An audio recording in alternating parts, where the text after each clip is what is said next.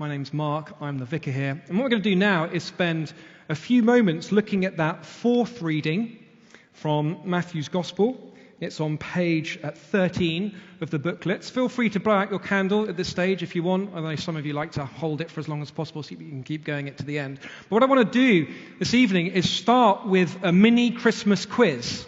I'm going to get us ready for Christmas. I've got 3 questions for you. It's to do with this passage, the fourth reading, so no looking, no peeping, but see if you can get all questions right.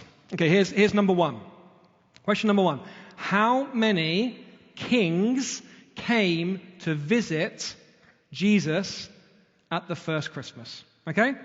How many kings came to visit Jesus at the first Christmas? We won't shout it out, but you can keep the answers in your head. Okay, so hopefully you've all got an answer. And the correct answer is none. What, you say? If you glance down at the passage, you'll see in verse 2, or is it verse 1, that Magi came from the east. Magi, they are not kings, they are wise men. Some of you may know the carol, We Three Kings from Orient Are. Completely wrong. Should have been called We Three Kings from Orient Aren't. That carol was written by a clergyman, by a vicar. I don't know what he was thinking. He was American, maybe explain something. If you are American here, we are very welcome. We've got Americans in the church. Great to have you here. Question number 2. Okay. How many wise men, how many magi came to worship Jesus at the first Christmas? Okay. Got an answer in your head? Do you all have the answer 3? Wrong answer. I thought there were 3 wise men. No, we are not told in this passage how many wise men. There are 3 gifts, gold, frankincense, and myrrh, but we are not told how many wise men, how many magi. Could have been 3, could have been 5, could have been a whole group of them. Anyway, last question. Going to make it a bit easier for you. True or false? The wise men visited Jesus as a baby in the manger. True or false? We've got an answer? The answer is false. I know. All those Christmas cards, all those nativity scenes with the wise men. No. Jesus is a child, we're told in verse 9, by the time the wise men arrive. They're living in a house now, verse 11. So if you want to set up a nativity scene at home, you want to put the wise men in your flatmates, the other room, or in the kitchen, right? They're on the way, they're not here. Anyway, who got all 3 questions right? None of you. No, I didn't either. Isn't that fascinating? I mean, here is one of the most famous stories of all time. And we have just heard this passage read out to us. How easy it is to miss out on some of the key details in this story. Now, if you get the number of wise men right, all right, that doesn't really matter. But my goodness, what the wise men show us about the true meaning of Christmas, about the very heart of worship, that is something I do not want any of us to miss this evening. So let's take a look at the passage now. You'll see the word worship come up 3 times in the passage, verse 2, verse 8, verse 11. I'm not sure about you, but I used to think that worship was something that only religious people did.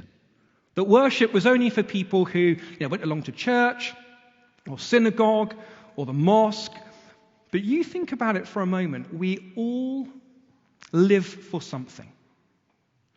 We all put value on things that we think will bring meaning and purpose to our lives. And worship is simply the outward expression of what we value the most in life.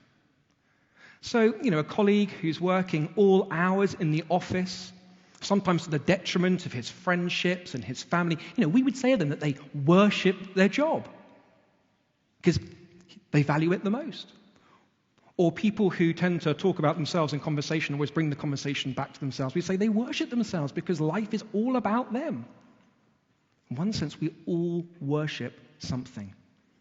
A person who understood this really well was the late American author David Foster Wallace. Not a religious person himself, but speaking to a cohort of graduating students, he said this: "Everybody worships. The only choice we get is what to worship. And an outstanding reason for choosing some sort of God or spiritual type thing to worship is that pretty much anything else you worship will eat you alive. If you worship money and things, if they are where you tap real meaning in life, then you'll never have enough. Never feel you have enough. Worship your own body and beauty and sexual allure, and you'll always feel ugly. And when time and age start showing, you will die a million deaths before they finally bury you in the ground. Worship your intellect, being seen as smart, you'll end up feeling stupid, a fraud, always on the verge of being found out. Worship power. You will feel weak and afraid, and you will need ever more power over others to keep the fear at bay. Now look, I don't know what you make of that quote. I'd love to know your thoughts afterwards. But we see this play out in our passage with King Herod, who worships power, and he tries to cling to his power at all costs.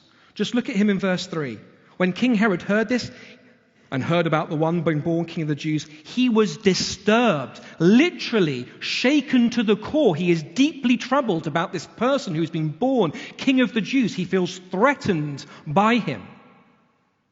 So much so that in verse 7, he secretly gets the Magi together. He says, hey, can you go find out where this boy is and tell me so I can go worship him, which is a complete lie and a ruse, because in the very next section of Matthew's Gospel, he plots to kill Jesus. And when that fails, he orders the extermination of every boy in Bethlehem under the age of 2. And so with King Herod, we see this worship of power turn him into a complete monster. Now, let me be clear that doesn't mean if we worship the things of this world, we're all going to turn into mass murderers. Of course not. But what it does mean is that things that we often live for and we place our value in, whether we call it worship or not, the things of this world are fragile, they're fleeting. And if we worship them, if we look to them for ultimate meanings, they will all let us down, ultimately. They will all fail us. If it's health, if it's fitness, if it's how you look, if those are the things you live for, look for meaning and purpose to your life. What if a serious illness strikes? What if you get that phone call from the doctor? What about when your body begins to deteriorate in old age, as it will for all of us? If that's what you're living for, if that's your meaning, that is going to shake you to the core.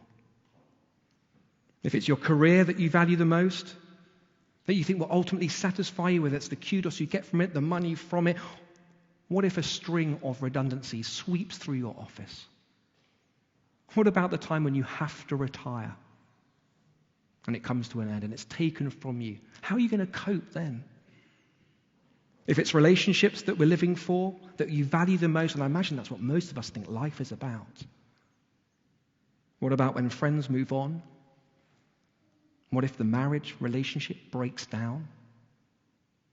What about when death will separate each and every one of us from each other and from all our loved ones?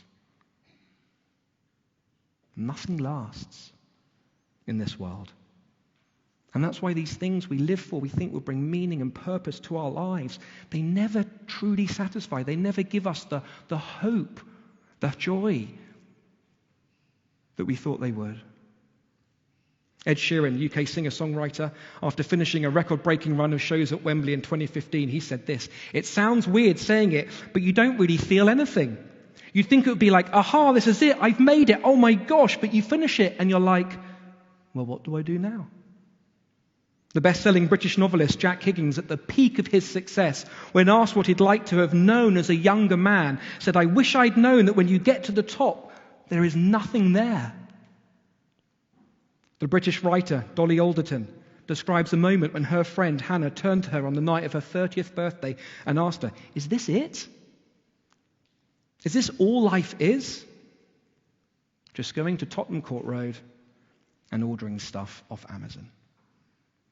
Now look, I don't know if any of this is resonating with you at all this evening, but look, we're all trying to make sense of this thing called life. We're all trying to work out why we're here. We're all thinking, hey, what are we meant to live for?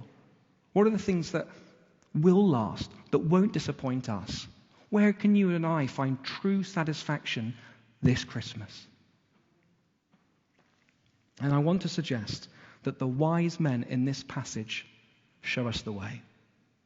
Verse 11, on coming to the house, they saw the child with his mother Mary, and they bowed down and worshipped him. Just think of the distance. These wise men have traveled hundreds of miles just so they can see Jesus and visit Jesus. Think of the cost of all these gifts they bring to him and lay down before him: gold, frankincense, and myrrh.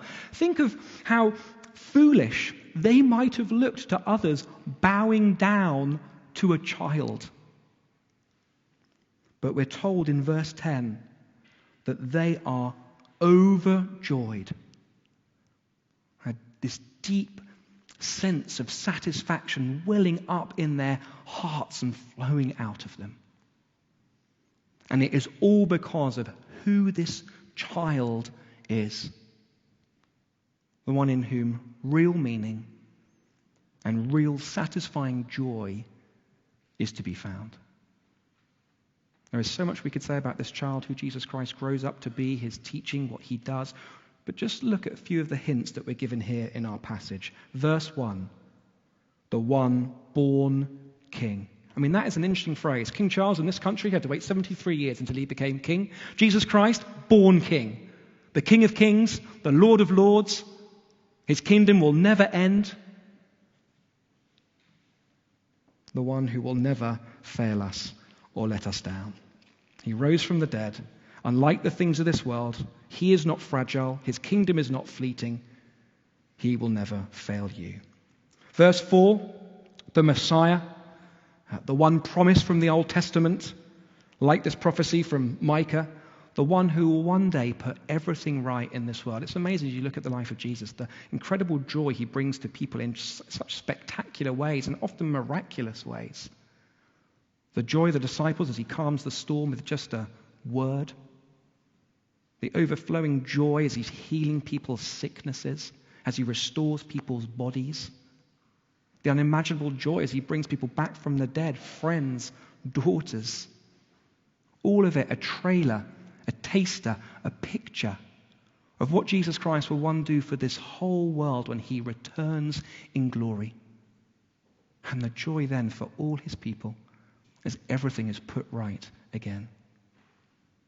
Verse 6, the ruler and shepherd of his people. Jesus Christ, he's the one with all power, all authority.